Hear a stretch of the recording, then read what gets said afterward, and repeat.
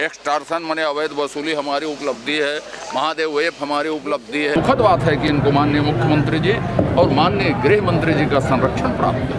Online ध्वज भगाओ,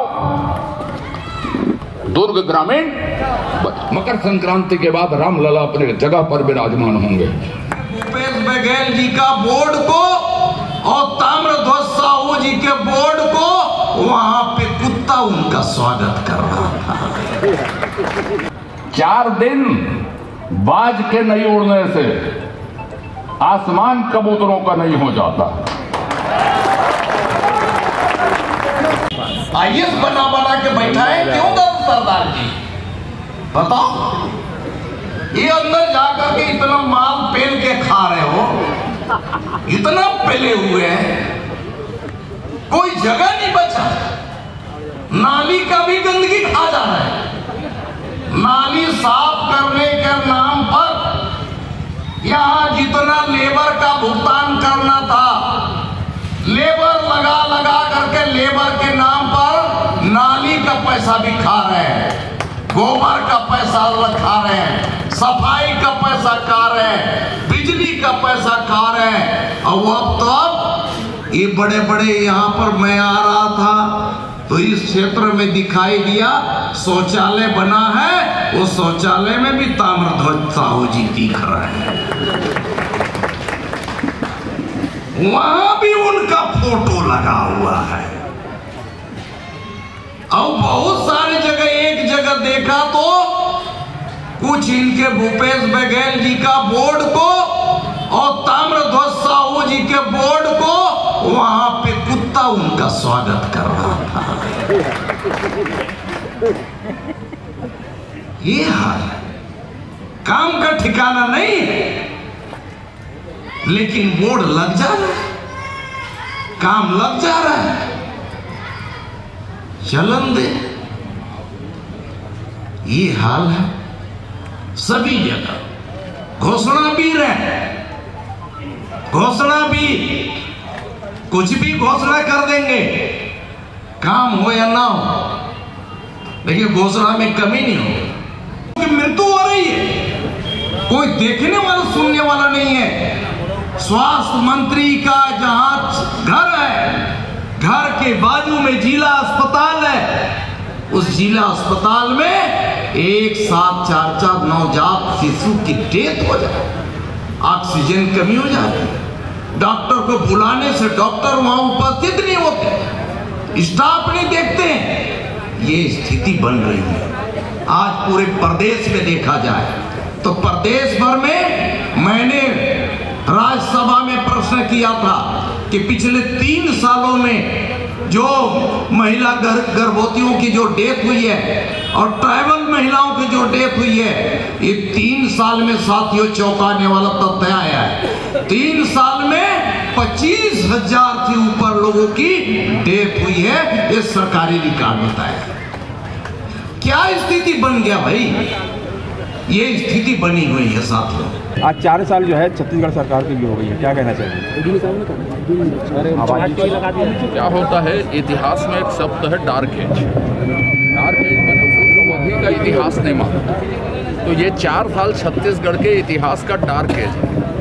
और इस डार्क एज में अच्छा क्या हुआ किसी भी को नहीं मालूम। एक ही चीज़ मालूम है जन जन में कि अन्याय अत्याचार बराबर कांग्रेस सरकार, अन्याय अत्याचार बराबर श्री ताम्रध्वज साहू। 4 साल की एकमात्र माफिया हमारी उपलब्धि है, एक्सटॉर्शन माने अवैध वसूली हमारी उपलब्धि है, महादेव ऐप हमारी उपलब्धि है, निजीकरण हमारी उपलब्धि है, कोयला चोरी हमारी उपलब्धि है, तमाम ऐसी चीज़ें उपलब्धियों में है। और दुखद बात है कि इनको माननीय मुख्यमंत्री जी और माननीय गृह मंत्री जी का संरक्षण प्राप्त है। ऑनलाइन सट्टा है, हाँ वही महादेव ऐप। ऑनलाइन सट्टा को लेकर के आपने मैं से तो बहुत गड़ जाए, मीडिया के सामने क्या कहना चाहेंगे? अरे वो तो सरकार, ऑनलाइन सट्टा को लेकर सरकार संरक्षित स्टार्टअप, माननीय मुख्यमंत्री जी, माननीय गृह मंत्री जी के यहाँ पेपर में यदि छपता है महादेव ऐप करके, तो बताइए कितनी सुखद बात है कि यहाँ संरक्षण बड़े बड़े लोगों का, मैं नाम ले बोल रहा हूँ, इनका संरक्षण है करके, वसूली को उनका संरक्षण है, करप्शन को उनका संरक्षण है, रेत चोरी को है, अपराध को है, आत्महत्या को है, हत्या को है, सब तरह के अपराध को संरक्षण है। जिस ऑनलाइन सट्टा की आप बात करें, विज्ञापन की बात करें, देश भर में चलता है वो तो? देश भर में चलता है या नहीं चलता है उसको छोड़िए सर, हमारे यहाँ राजधानी विकसित हुई है उसकी, हम जन्मदाता हैं और कांग्रेस के समय के जन्मदाता हैं। भूपेश बघेल ने आरोप लगाया है कि वंदे भारत एक्सप्रेस ट्रेन शुरू कर दी। मैं छत्तीसगढ़ का सीएम हूँ, नागपुर से बिलासपुर ट्रेन चल रही है, मुझे बताया तक नहीं गया, बुलाया तक नहीं गया। पहले तो उनको स्पष्ट करना चाहिए कि अपने एक मुर्गे को उन्होंने बिठा दिया था समर्थन करने, विरोध करने के लिए। तो पहले अपना दृष्टिकोण विकसित कर ले वो कि वंदे मातरम के समर्थन में है कि विरोध में है, फिर इस तरह की बातें करें। मैं तो विधायक, मुझे किसी बैठक में नहीं बुलाया जाता, धमतरी जिले की बैठक में नहीं बुलाया जाता, तब उसको कौन बोलेगा? आपने आज तक किसी केंद्रीय मंत्री को, किसी प्रधानमंत्री को आमंत्रित किया है कि छत्तीसगढ़ के लिए राजनीतिक आरोप लगाने की भाजपा के बड़े नेता कहते हैं 19 दिसंबर तक जो है को जेल भेज देगा। 19 दिसंबर तक जो है को जेल भेजा जाएगा।